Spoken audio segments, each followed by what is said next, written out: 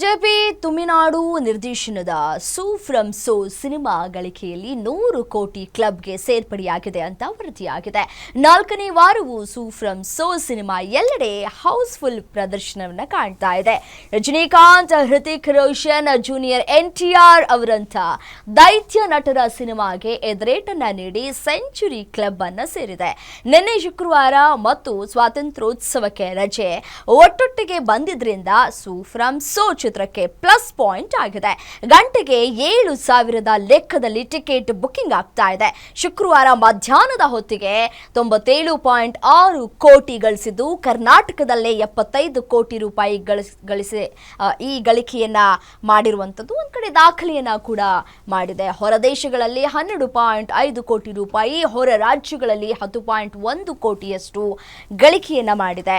ರಾತ್ರಿ ಶೋಗಳಲ್ಲೇ ಉತ್ತಮ ರೆಸ್ಪಾನ್ಸ್ ಸಿಕ್ಕಿದ್ದು ಸಿನಿಮಾ 100 ಕೋಟಿ ಗಡಿ ದಾಟಿರೋದು ಬಹುತೇಕ ಖಚಿತ ಅಂತ ಹೇಳಲಾಗ್ತಾ ಇದೆ.